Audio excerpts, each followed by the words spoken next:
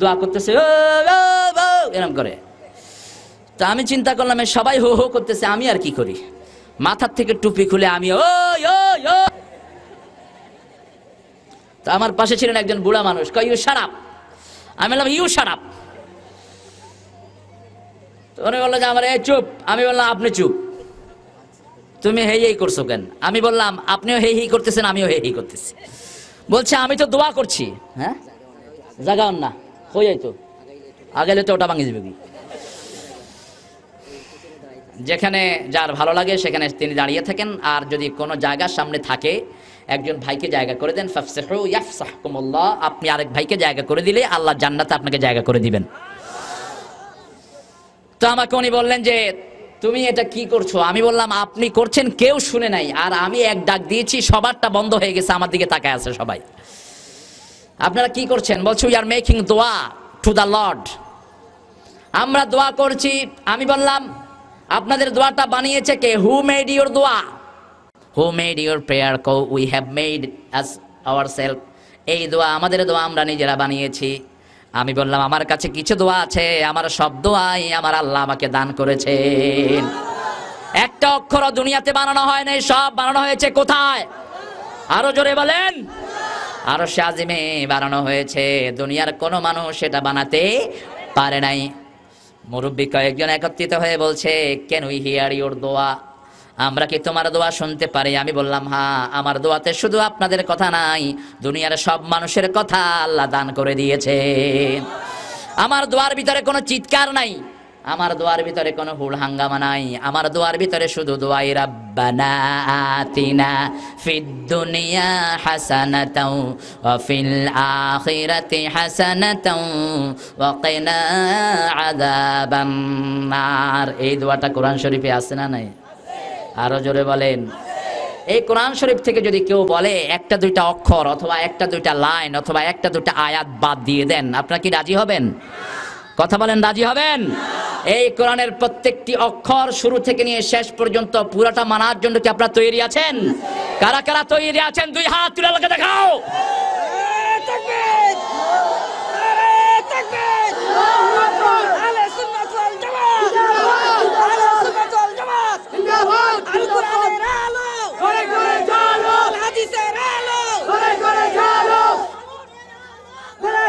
আল্লাহ আমার ভাইদেরকে কবুল করুন।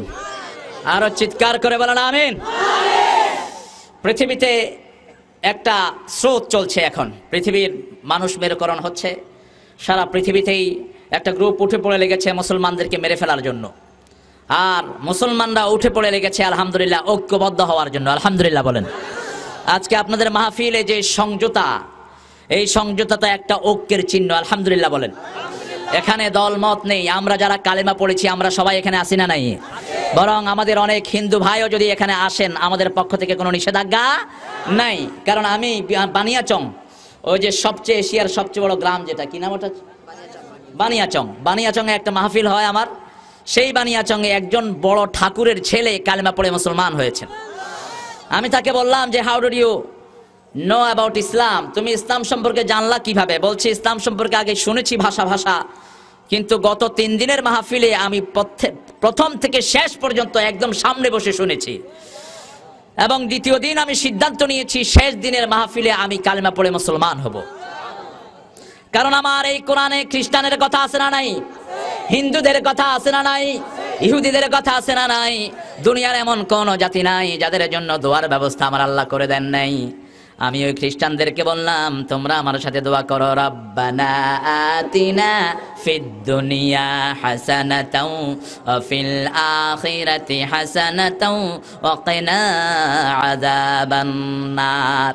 একজন বৃদ্ধ খ্রিস্টান বলল, I never heard such a tremendous tone like this before that. এরকম সুন্দর টোন এর আগে আমি কখনো শুনি নাই। এত সুন্দর এটা কে বানিয়েছেন?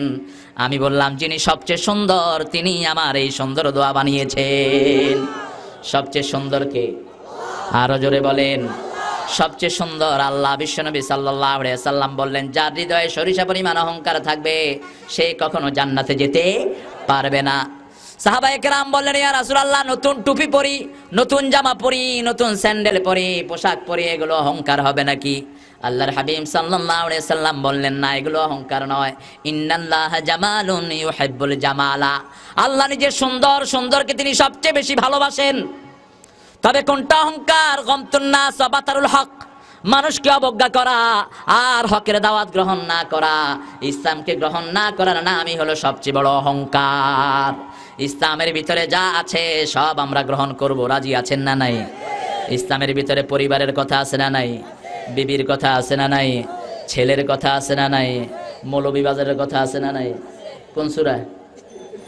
এই মৌলভীবাজারের কথা কোন সূরা? আছে। বাজারের কথা আছে, আলহামদুলিল্লাহ বলেন।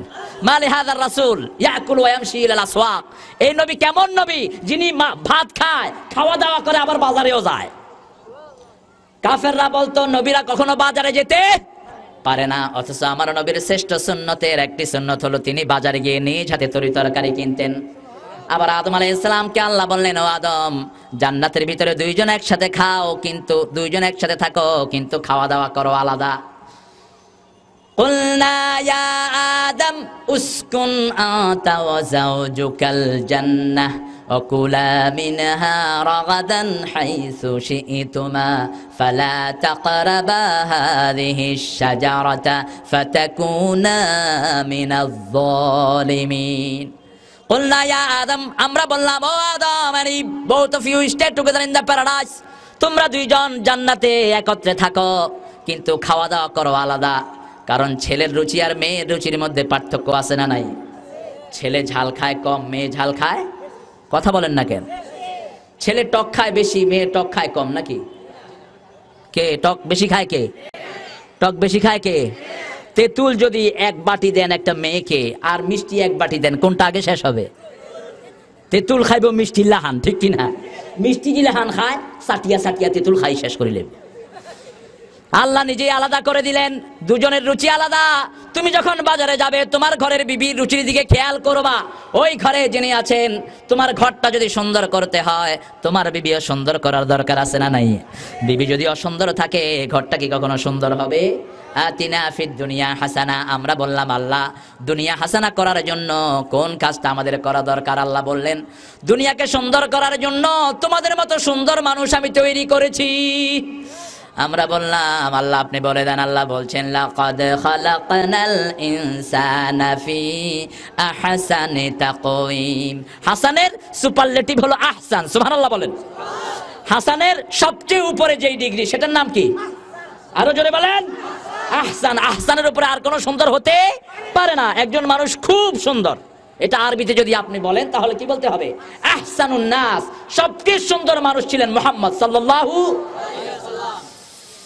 যে পাখি হারিয়ে গেল সুদূরে, যে নদী পালিয়ে গেল তেপান্তরে, সেই পাখি সেই নদী যদি এত সুন্দর না, তাহলে না জানি তুমি কত সুন্দর, কত সুন্দর। তিনি কে? তিনি কে? তিনি আল্লাহ। তিনি কে? যে মানুষ মানুষের বেদনায় কেঁদেছিল আজীবন মদিনায়, সে মানুষ যদি এত সুন্দর না হলে তা জানি তুমি কত সুন্দর, কত সুন্দর। সবচেয়ে সুন্দর কে? আর আল্লাহর সৃষ্টির মধ্যে সর্বশ্রেষ্ঠ হলেন মুহাম্মদ সাল্লাল্লাহু। আল্লাহর হাবিব সবচেয়ে সুন্দর ছিলেন, এজন্য আল্লাহর হাবিবকে যারা অনুসরণ করেছেন তারাও দুনিয়ার সবচেয়ে সুন্দর হয়েছেন, সুবহানাল্লাহ বলেন। আল্লাহর হাবিব বললেন, খায়রুল কুরুনে কারনি, এই পৃথিবীর সবচেয়ে ভালো যুগ, সবচেয়ে সুন্দর যুগ আমার যুগ, তারপরে আমার সাহাবীদের যুগ, তারপরে তাবেঈদের যুগ, সুম্মাল্লাযীনা ইয়ালুনাহুম সুম্মাল্লাযীনা ইয়ালুনাহুম। আল্লাহ বললেন, ও দুনিয়ার মানুষ, দুনিয়াকে সুন্দর করার জন্যই সবচেয়ে সুন্দর করে আমি তোমাদের মানুষকে বানিয়েছি। মানুষের চেয়ে সুন্দর পৃথিবীতে আর কিছুই, কথা বলেন, কিছুই। কোনো বাড়িতে যদি মানুষ না থাকে, ওই বাড়িটাকে কি বাড়ি বলা হয়? হ্যাঁ, কি বাড়ি? সিলেটে কি বাড়ি বলে? হ্যাঁ, খালি বাড়ি, উজান বাড়ি, উজার বাড়ি, খালি বাড়ি। খালি বাড়িতে কি থাকে বেশি? বাঁদর, উঁদুর, শিয়াল। ঠিক তেমনি ভাবে বিশ্বনবী বললেন, যেই ঘরের ভিতরে কোরআন থাকে না সেই ঘর হলো ওই খালি বাড়ির মতো। সব থাকে, কোরআন যেই ঘরে নাই সেই ঘরে কোনো সুন্দর, সেই ঘরে কোনো আনন্দ নাই। আবার যেই ঘরে ছেলে কোরআন মানে মেয়ে মানে না, স্বামী কোরআন মানে স্ত্রী মানে না, সেই ঘরও সুন্দর হতে পারে না। এই জন্য আপনার ঘর যদি সুন্দর করতে হয় বিবিকে সুন্দর করার দরকার আছে না নাই? কে বলেছেন? কে বলেছেন? আমরা বললাম আল্লাহ, বুঝলাম আহসান করে আমাদেরকে বানালেন, এখন কি কাজ করলে আমরা সুন্দর হব সেটাও বলে দিবেন কে? আল্লাহ বলছেন, পড়েন, ওয়ামান, পড়েন, ওয়ামান আহসানু কাওলাম মিম্মান দাআ ইলাল্লাহ ওয়া আমিলা সলিহান ওয়া ক্বালা ইন্নানি মিনাল মুসলিমিন। তার কথার চেয়ে কার কথা সর্বশ্রেষ্ঠ হতে পারে, সবচেয়ে সুন্দর হতে পারে, সবচেয়ে আরামদায়ক হতে পারে, সবচেয়ে ভালো হতে পারে? যে কার দিকে মানুষকে ডাকে, আরো জোরে চিৎকার করে বলেন, আর নিজে আমলে সলে করে, আর পরিচয় দেয় আমি একজন মুসলমান। আমরা কি? আরো জোরে চিৎকার করে বলেন, আমার প্রথম পরিচয় আমি মুসলমান। আমি কি? তারপরে আমি বাংলাদেশি, তারপরে আমার বাড়ি মৌলভীবাজার, কিন্তু প্রথম পরিচয় হব আমরা কি? মুসলমান। আল্লাহ বলছেন, শুনো, এই আহসান কাজের জন্য আমি কি তৈরি করেছি শুনো। তোমাদের জীবন মৃত্যু যেটা আমি বানালাম সেটা ওই আহসান কাজের জন্য বানিয়েছি। আল্লাযী খালাকাল মাউতা ওয়াল হায়াতা লিয়াবলুয়াকুম আইয়ুকুম আহসানু আমালা। আমি জীবন বানিয়েছি, মৃত্যু বানিয়েছি, আমি দেখতে চাই এবং you will do the best deed, তোমাদের মধ্যে সবচেয়ে ভালো আমল কে করে? বিশ্বনবী সাল্লাল্লাহু আলাইহি ওয়াসাল্লাম সবচেয়ে ভালো মানুষ ছিলেন, সবচেয়ে ভালো আমল শিক্ষা দিয়েছেন। নামাজে গেলেন, নামাজ হলো সবচেয়ে ভালো আমল, কারণ নামাজে আমরা কার জিকির করি? আরো জোরে বলেন, আল্লাহর জিকির ছাড়া অনেক জিকির আমাদের সমাজে আছে না নাই? কথা বলেন। গত সপ্তাহে আমি টাঙ্গাইল যাচ্ছিলাম একটা মাহফিলে, তো মাগরিবের নামাজের ওয়াক্ত হলো, একটু লেটে আমি মসজিদে জয়েন করলাম, জামাত শেষ হয়ে গেছে। তো জামাত শেষের পরে দেখলাম কিছু লোক মসজিদের ভিতরে বসে জিকির করছেন। 5-7 জন যদি এরকম জোরে জোরে জিকির করে তাহলে কেমন বোঝা যায়? তা আমি আমার ড্রাইভারকে বললাম, একটু বলো জিকিরটা যেন আস্তে আস্তে করে। যখন ও গিয়ে হাত দিছে, জিকির আরো জোরে হয়ে গেছে। অনেকক্ষণ পর্যন্ত করলেন। নামাজের সময় কি কোরআন তেলাওয়াত করাও যায় যাচ্ছে জোরে? কথা বলেন নাই। ওনারা জিকির করলেন, আমি পিছনে যাক অনেক কষ্ট করে নামাজ পড়লাম, পড়ে আমরা 10-12 জন নামাজ পড়লাম, ওনারা 6 জনে এই জিকিরটা করলেন। জিকির করে ক্লান্ত হয়ে গেলেন। আমি বললাম, বাবাজি কেমন হলো জিকির? হ্যাঁ হ্যাঁ হ্যাঁ, কারণ ক্লান্ত হয়ে গেছেন খুব। বললাম, কি জিকির করলেন এটা? এই যে হ্যাঁ হ্যাঁ জিকির করলেন, এই জিকিরটা পেয়েছেন কোথায়? জিকিরের মধ্যে নাম থাকতে হবে কার? চিৎকার করে বলেন। যেই জিকিরে আল্লাহর নাম নাই সেটা কোনো জিকির হতে পারে না। জিকিরে অবশ্যই নাম থাকতে হবে কার? ফাযকুরুনি আযকুরকুম ওয়াশকুরুনি ওয়ালা তাকফুরুন। তোমরা আমার জিকির করো, আমি আল্লাহ তোমাদের জিকির করব। তোমরা যখন আমার জিকির করবা আমি আল্লাহ তোমাদেরকে স্মরণ করে তোমাদের সব গুনাহগুলো মাফ করে দেব। আমার বাংলাদেশে আল্লাহর জিকির বেশি, এই জন্য বাংলাদেশে নেয়ামত বেশি না কম? হ্যাঁ, বেশি না কম? সিলেটে তেলের খনি আছে না নাই? গ্যাসের খনি আছে না নাই? চায়ের খনি আছে না নাই? সুরের খনি আছে না নাই?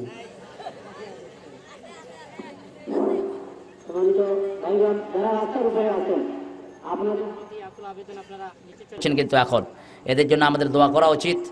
বিশেষ করে জরুরি আইনে 3 বাহিনীর কষ্ট সবচেয়ে বেশি। সেনাবাহিনী, পুলিশ, আর্মি, র্যাব, পিডিআর, এরা আমাদেরকে যেভাবে নির্দেশনা দেয় আমরা সেইভাবে নির্দেশ মানা দরকার। কারণ আপনি রাস্তা যদি ব্লক করে রাখেন তাহলে অসংখ্য মানুষের কষ্ট হবে, এবং রাস্তা বন্ধ করে দেওয়াটা হলো জাহান্নামের কাজ। বুখারীর বর্ণনা এসেছে, একজন লোক রাস্তায় গাছ পড়া ছিল, তুফানে পড়ে সেই গাছটা পরিষ্কার করেছেন, আল্লাহর হাবিব তাকে জান্নাতের সুসংবাদ দিয়েছেন।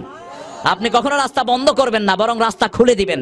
একজন ইহুদির ক্ষেতের পানির রাস্তা বন্ধ করেছে একজন মুসলমান। বিশ্বনবী সাল্লাল্লাহু আলাইহি সাল্লাম বলেছে, ইহুদির পথের রাস্তা খুলে দাও, ইহুদির ক্ষেতের রাস্তা খুলে দাও।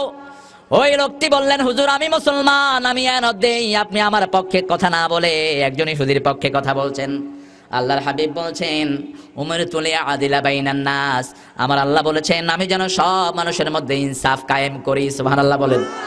ওই লোকটা আল্লাহর হাবিবের বিচার মানলেন না, গেলেন ওমর ফারুক রাদিয়াল্লাহু আনহুর কাছে, গিয়ে বলছেন, ওমর আমি কালেমা পড়েছি অথচ বিশ্বনবী আমার বিরুদ্ধে বিচারের রায় দিয়েছে।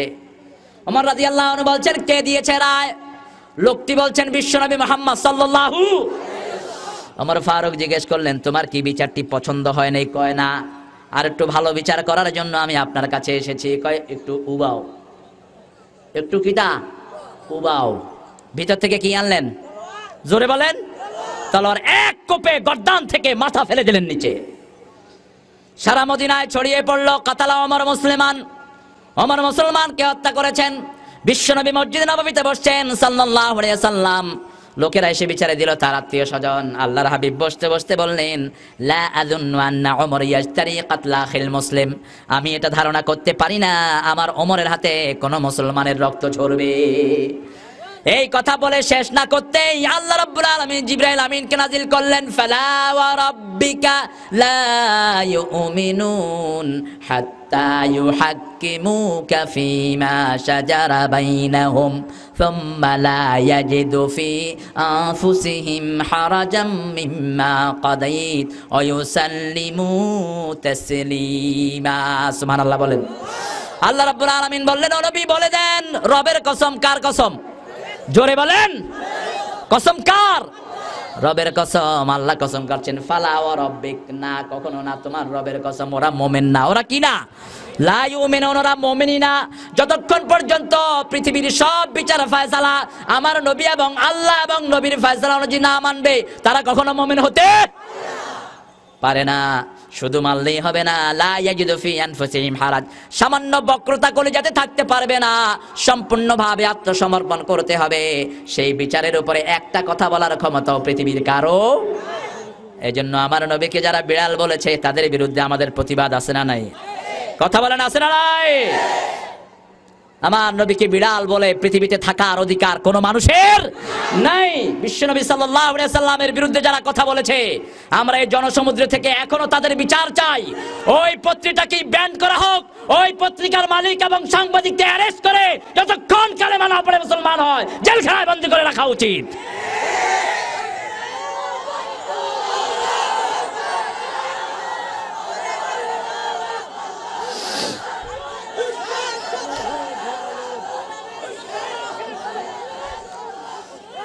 কারণ আল্লাহর হাবিব যদি না আসতেন আমরা কালেমা পেতাম না, আমরা সুন্দর করে জীবন গঠন করতে পারতাম না। আল্লাহর হাবিব দুনিয়াকে সবচেয়ে সুন্দর করেছেন, আর সব সময় তিনি দোয়া করতেন, রাব্বানা আতিনা ফিদ দুনিয়া হাসানাতাও ওয়া ফিল আখিরাতি হাসানাতাও ওয়া কিনা আযাবান নার। বিশ্বনবীর জীবন পুরোটাই হলো সৌন্দর্য দিয়ে ভরপুর।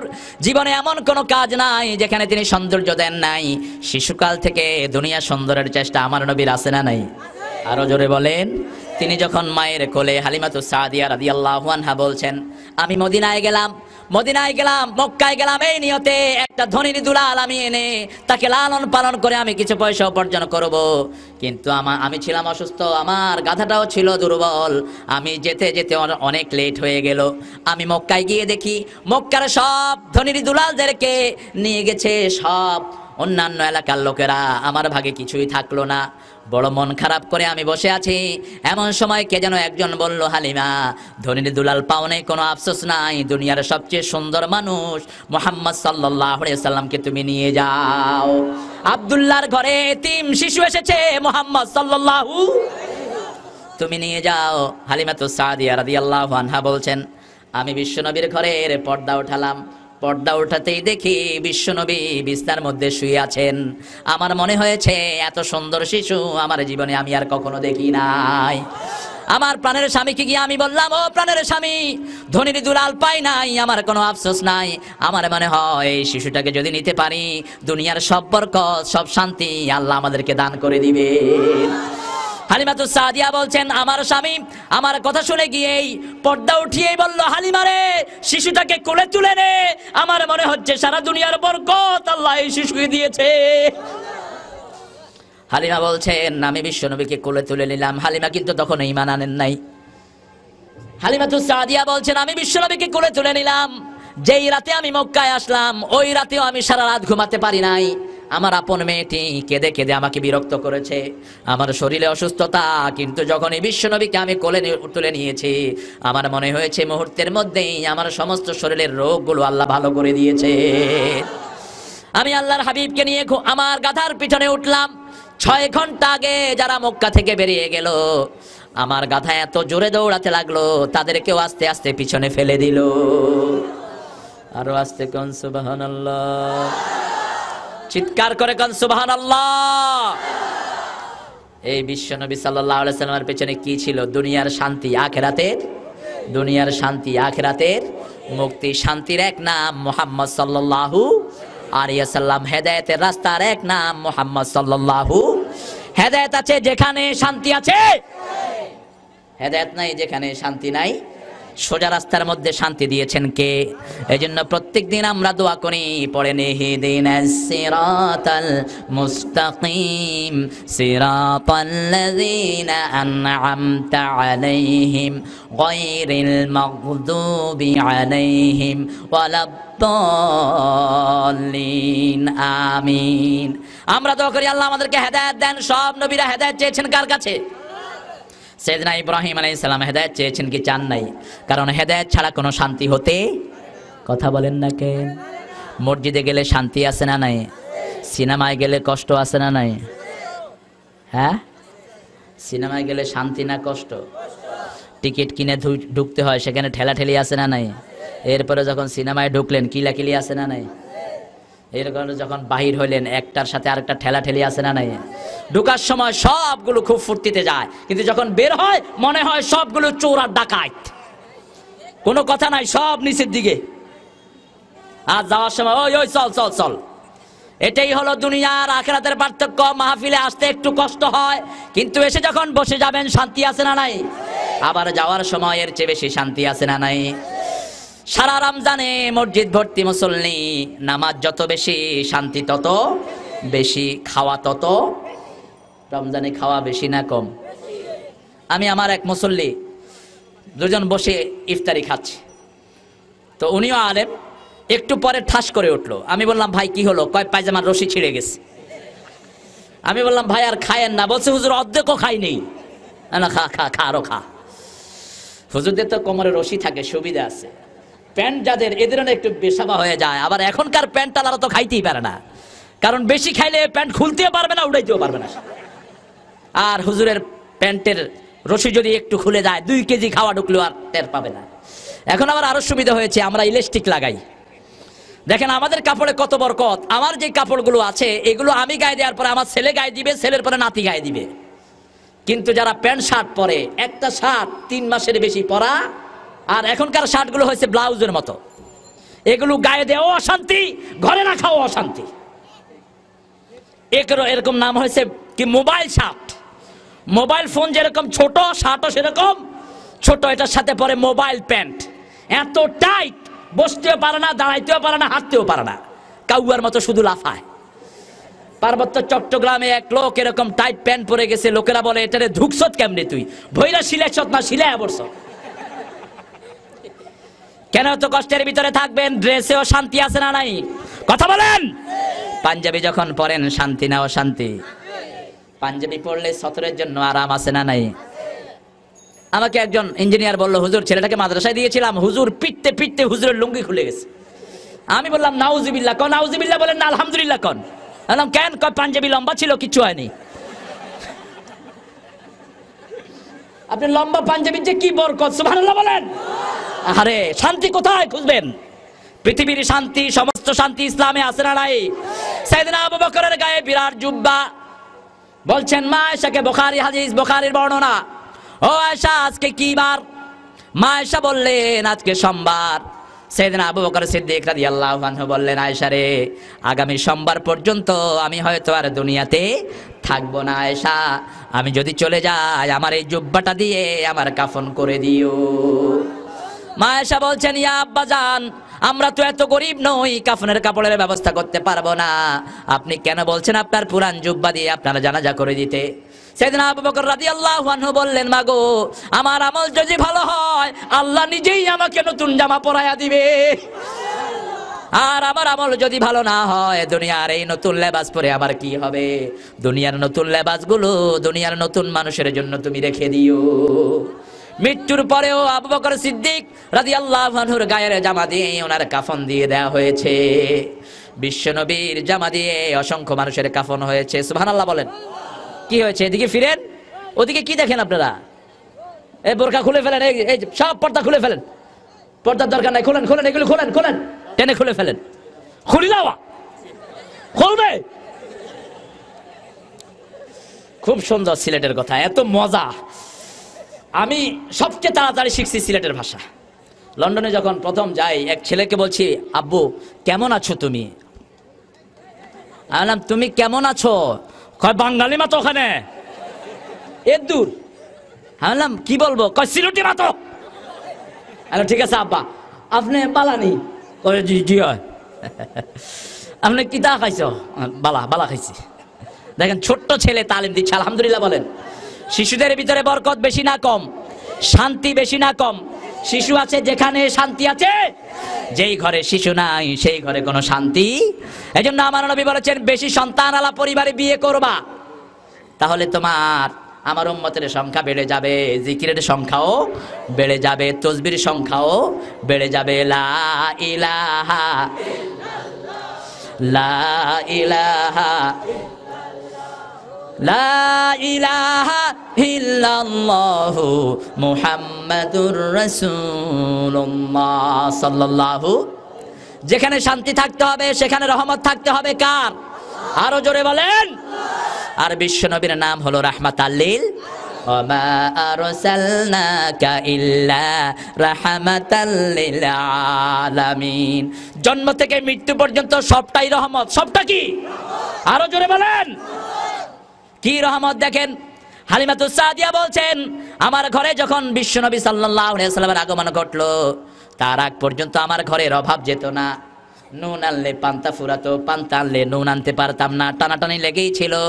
যেদিন বিশ্বনবীকে আমার ঘরে নিয়ে আসলাম, আমি এসে দেখি আমার ঘরের ছাগলের দুধের বাঁটগুলো সব দুধে ভরপুর হয়ে আছে।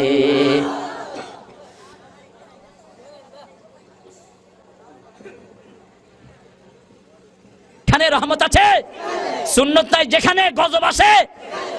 গত সপ্তাহ, আগের সপ্তাহ বগুড়া আমার মাহফিল, তো ডিসি সাহেব অনুমতি দেন নেই। ব্যান্ড সঙ্গীতের আসর হবে, সেখানে অনুমতি দিলেন। ছেলেরা আমাকে ফোন করলো, হুজুর ডিসি তো অনুমতি দেন নেই, কি করা যায়? আমি বললাম, অনুমতি ছাড়াই করো, ডিসি সাহেব নিষেধ করবেন না। তো মাহফিলের আয়োজন হলো, আপনাদের এরকম বিশাল প্যান্ডেল তারা করলো, সব জোয়ানেরা, এখানে যেরকম জোয়ানেরা করেছে সব যুবকরা অ্যারেঞ্জমেন্ট করেছে। তো মাহফিলে আমার প্রায় 5 গাড়ি পুলিশ ভাই আসলেন, এসে মাহফিল শুনলেন। আলহামদুলিল্লাহ বলেন। শুরু হয়েছে আল্লাহর জিকির দিয়ে, শেষ হয়েছে চোখের পানি দিয়ে। সবাই আল্লাহর কাছে কাঁদতে কাঁদতে বিদায় হয়েছেন। আর গানের অনুষ্ঠানে শুরু হয়েছে ঢোল তবলা দিয়া, শেষ হয়েছে পুলিশের পিটানি দিয়া। পুলিশে ওলাহান বাদাম দিছে এক একটারে দরিয়া, কারণ আওয়াজ সময় সবগুলোর পকেটে গাঞ্জা লয়ে আইছে। কিতা লয়ে আইছে? গানও শুনে, কারণ জিরা গায় হেরাও গাঞ্জাখোর, জিতা শুনে ইটাও গাঞ্জাখোর। আহা, এরপরে লোকেরা বলল, পুলিশে বলল যে হুজুর, রহমতের মাহফিলে আসলে রহমত কত বেড়ে যায়। সুবহানাল্লাহ বলেন। দুনিয়ার শান্তি কোরআনের মাহফিলে আছে না নাই? এত বড় একটা রাজনৈতিক মিটিং যদি হতো, 10,000 পুলিশ দিয়ে এটা কন্ট্রোল করা যেত না। কিন্তু এই মাহফিল আল্লাহর মাহফিল, সেই জন্য সমস্ত মাহফিলে আল্লাহর রহমত আছে না নাই? বিশ্বনবী সাল্লাল্লাহু আলাইহি সাল্লাম বেড়ে উঠলেন হালিমার ঘরে। আমিনা দুলাল নাচে হালিমার কোলে, বলেন আমিনা দুলাল নাচে হালিমার কোলে, আমিনা দুলাল নাচে হালিমার কোলে, যেন রহম দোলে সারা পৃথিবীর করম দোলে, আমিনা দুলাল নাচে হালিমার কোলে। সুবহানাল্লাহ বলেন।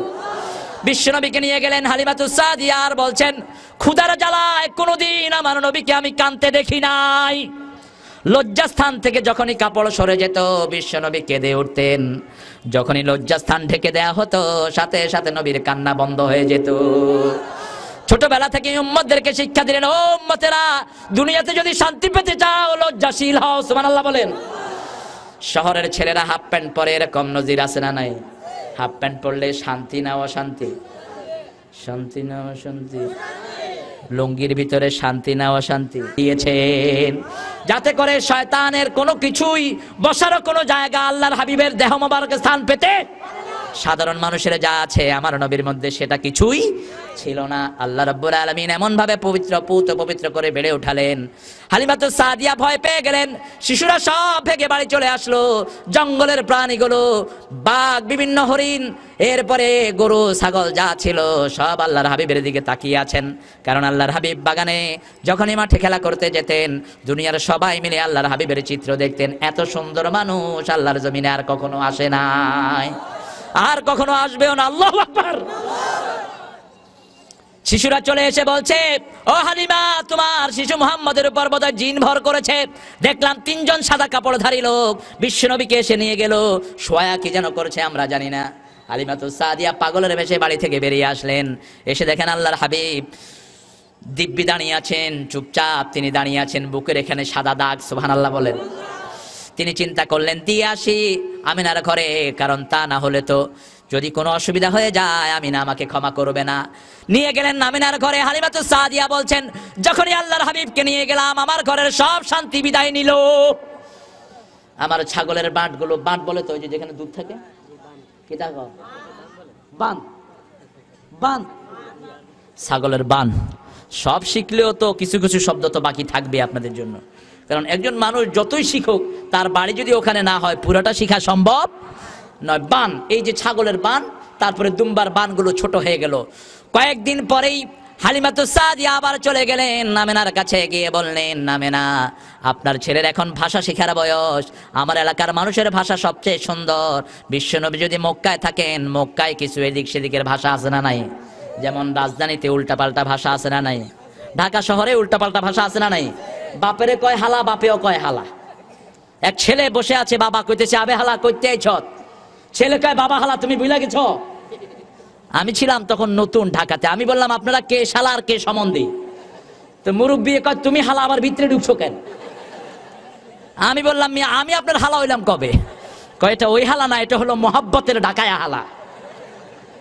কথা বললেই শালা বলে, এটা আসলে আসলি শালা না, এটা হলো তাদের কথ্য ল্যাঙ্গুয়েজ।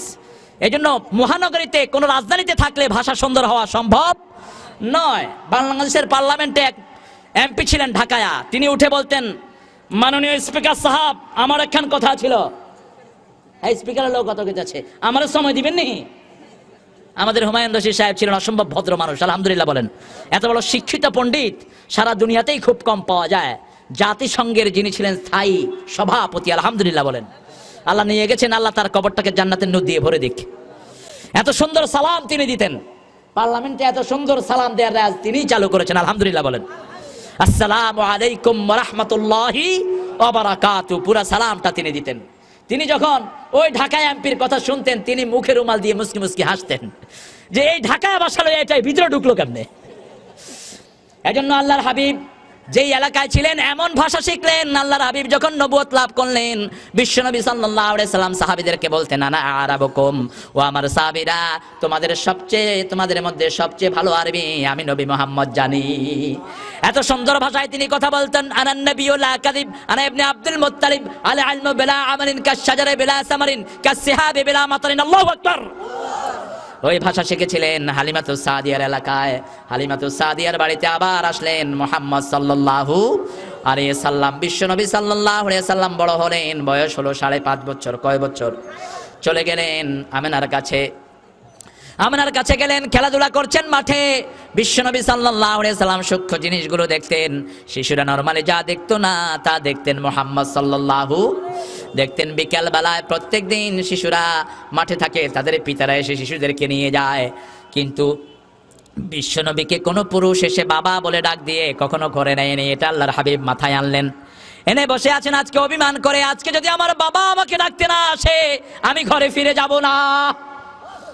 মাঠের এক কোনায় বসে বসে কাঁদছেন। রাহমাতাল লিল আলামিন মুহাম্মদ সাল্লাল্লাহু, সমস্ত আলমের শান্তি মুহাম্মদ সাল্লাল্লাহু রহমত আছে যেখানে শান্তি আছে, রহমত ছাড়া শান্তি পাওয়া যায় না। এজন্য আমাদের বাবা যখন দুনিয়াতে আসলেন রহমত নিয়ে আসলেন। রাব্বানা যালামনা আনফুসানা ওয়া ইন লাম তাগফির লানা ওয়া তারহামনা লানাকুনান্না মিনাল খাসিরিন। আল্লাহ জুলুম করেছি, আপনি যদি মাফ না করেন, রহম না করেন, দুনিয়াও শেষ আখিরাতও। এই দোয়া নিয়ে তিনি দুনিয়া আসলেন। সারা দুনিয়ার মুসলমানদের এই দোয়া মুখস্থ আছে না নাই? আরো জোরে বলেন আছে না নাই? একটু জোরে জোরে পড়েন। রাব্বানা আতিনা ফিদ দুনিয়া হাসানাতাও ওয়া ফিল আখিরাতি হাসানাতাও ওয়া কিনা আযাবান নার। আবার সাইয়েদনা আদম আলাইহিস সালাম দোয়া করতেন, রাব্বানা যালামনা আনফুসানা ওয়া ইন লাম তাগফির লানা ওয়া তারহামনা লানাকুনান্না মিনাল খাসিরিন। ঘরে ফিরে গেলেন না মুহাম্মদ সাল্লাল্লাহু আলাইহি সাল্লাম। আমেনার মন উতলা হয়ে গেল। এত সুন্দর বর্ণনা আমেনাকে নিয়ে দুনিয়ার কোনো সাহিত্য রচনা হয়নি যা আমাদের দেশে হয়েছে। তোরা দেখে যা, বলেন, এগুলো চর্চা হওয়া দরকার, তাহলে ফালতু গানগুলো পেটের ভিতরে ঢুকে যাবে। বিশ্বনবী নিজে নাচকে ভালোবাসতেন, সুবহানাল্লাহ বলেন। আল্লাহর হাবিবের বিরুদ্ধে কাফেররা কবিতা রচনা করলেন, কবিতা রচনা করলো, পুরা সৌদি আরব ছড়িয়ে দিল। বিশ্বনবী মসজিদ নববীর মিম্বারে বসে বললেন, আমার সাহাবীরা কে আছো এই কবিতার মোকাবেলায় কবিতা লিখতে পারো? একজন সাহাবী দাঁড়িয়ে বললেন, হুজুর আমি তো আগে কবিতা লিখতাম, কিন্তু কোরআন দেখে আমার কবিতা লেখা আমি বন্ধ করে দিয়েছি, আপনি দোয়া করেন আমি যেন আপনার প্রশংসায় কবিতা লিখতে পারি। সুবহানাল্লাহ। আল্লাহর হাবিব দোয়া করলেন হাসান বিন সাবিত রাদিয়াল্লাহু আনহুকে ইসলামের প্রথম নাত তিনি লিখলেন। বিশ্বনবী মিম্বার থেকে নেমে ওই জায়গাতে হাসানকে বসায়া দিলেন আর নিচে নিচে নেমে শ্রোতা হলেন। হাসান যখন নাত পড়া শুরু করলেন আল্লাহর হাবিব নিজের পাগড়ি মোবারক হাসানকে উপহার দিলেন আর দোয়া করলেন, আল্লাহুম্মা কাওয়ি হাসানি বিতানজিল জিবরাইল, হে আল্লাহ জিবরাইল নাজিল করে তুমি আমার হাসানের শক্তি বাড়িয়ে দাও। তোরা দেখে যা আমেনা মায়ের কোলে, মধু পূর্ণিমারি সেথা চাঁদ দোলে, যেন উষার কোলে রাঙা রবি দোলে। তোরা দেখে যা আমেনা মায়ের কোলে, কুল মখলুকে আজি ধ্বনি উঠে কে এলোই, কালমা শাহাদাতের বাণী ঠোঁটে কে এলোই, পড়ে দুরুদ ফেরেশতা বেহেশতের সব দুয়ার খুলে। তোরা দেখে যা। আলহামদুলিল্লাহ বলেন। সে আমিনার কলিজার মধ্যে আধান নামলো, সন্ধ্যার আধার, বিশ্বনবীকে হারানোর আধার। বাড়ি থেকে পাগলিনীর মতো বেরিয়ে আসলেন মুহাম্মদ, মুহাম্মদ, মুহাম্মদ। সন্তান যত দূরেই কাঁদুক মায়ের কলিজার মধ্যে বাড়ি মেরে যায়। এই মৌলভীবাজারের সন্তান যখন সিলেটের থেকে গিয়ে লন্ডনে চোখের পানি ঝরায়, দুনিয়ার কেউ না জানার আগে মায়ের মনে জানা হয়ে যায়। মা সিলেটের এক কোনায় বসে, মৌলভীবাজারের এক কোনায় বসে কাঁদতে থাকে আর ফোন আসলে ধরে বলে, বাবা তোর কি হয়েছে বল, তুই কষ্টে আছিস কেন বাবা বল। কারণ মায়ের সাথে ছেলের এই সম্পর্ক বেঁধে দিয়েছেন কে? এজন্য কেউ যদি তার কোনো কিছু কবুল হোক এটা চায়, সে যেন তার মাকে দিয়ে দোয়া করে। কেউ যদি চায় তার দোয়া কবুল হোক, সে যেন তার বাবাকে দিয়ে দোয়া করে। কারণ আমার নবী বলতেন, হুমা নারুকা ওয়া জান্নাতুক, তুমি যদি জান্নাতের আরাম পেতে চাও তোমার পিতামাতার খেদমত করো। তুমি যদি জাহান্নামী হতে চাও পিতামাতার বিরোধিতা করো। পিতামাতা তোমার জান্নাত এবং জাহান্নাম, পিতামাতার সন্তুষ্টির সাথে সন্তুষ্ট হন কে? দুনিয়ারও শান্তি আখিরাতেরও শান্তি। আল্লাহর হাবিব সাল্লাল্লাহু আলাইহি ওয়াসাল্লাম বাড়ি ফিরলেন না। আমেনা এসে ডাকছেন, মুহাম্মদ, মুহাম্মদ। মাঠের এক কোনায় কাঁদছেন রাহমাতাল লিল আলামিন সাইয়্যিদুল আম্বিয়া মুহাম্মাদুর রাসূলুল্লাহ সাল্লাল্লাহু। শিশুর কষ্ট যত বেশি হোক মায়ের বুকে যখনই মাথা রাখে সেই কষ্ট দূর করে দেন কে? আমেনা এসে আল্লাহর হাবিবের মাথাটা বুকে নিয়ে বলছে, বাবা তোমার মনে কি দুঃখ বাবা? বিশ্বনবী বলছেন, মাগো আমি এতদিন ধরে এই মাঠে আসি, আমার বাবা তো একবারও এসে আমাকে বাবা বলে ডাকলো না। আমার বাবা কোথায়? আজকে যদি বাবা না আসে আমি ঘরে ফিরে যাব না। মা বলল, বাবারে তোমার বাবা ওই যে মদিনায় ঘুমিয়ে আছে, তুমি গেলে হয়তো ডাক দিলে তোমার বাবা ডাক শুনবে। কালকেই আমি তোমাকে নিয়ে বাবাকে আনতে যাব, তুমি চলো কালকে আমার সাথে। পরের দিন একটা বান্দি সাথে করে নিয়ে মদিনায় রওনা হলেন। পিতার কবরের কাছে গিয়ে বলছে, ওই তো তোমার বাবা ঘুমানো, ডাকো। বিশ্বনবী সাল্লাল্লাহু আলাইহি সাল্লাম ডাকছেন, সারা পৃথিবী আকাশ জমিন সব যেন আল্লাহর হাবিবের সাথে কাঁদছে। আমেনা বলছেন, বাবারে এটা এমন ঘুম, একবার যে ঘুমায় আর এই ঘুম তার ভাঙে না।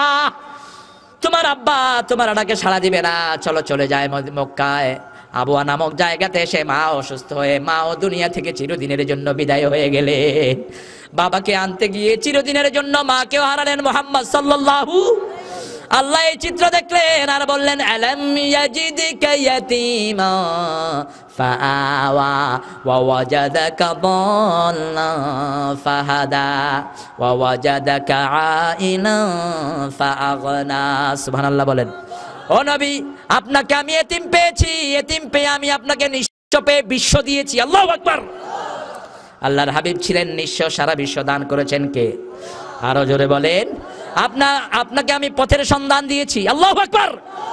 এই ব্যাখ্যা করা যাবে না যে আপনাকে গুমরা পেয়েছি, পথের সন্ধান দিয়েছি, এটা শানে নবুয়তের খেলাফ। কোন নবী গুমরাহির সাথে কোন নবীর কোনো সম্পর্ক নাই। আমরা আমাদের সাথে যে শব্দগুলো চয়ন করা যায়, এরকম কোন শব্দ যদি কেউ কোন নবীর সাথে প্রয়োগ করে ঈমান হারা হবে। কেউ যদি বলে জুলেখার প্রেমে সাইয়েদনা ইউসুফ পাগল হয়েছেন, বিনা দলিলে লোকটা কাফের হয়ে যাবে। কারণ কোন নবীর শান এটা নয় পৃথিবীর তুচ্ছ একটা মেয়ের প্রেমে সেই নবী পড়তে পারে, বরং সারা পৃথিবীর সমস্ত মানুষ নবীর প্রেমে মগ্ন। ঠিক কিনা বলেন? শান বুঝতে হবে।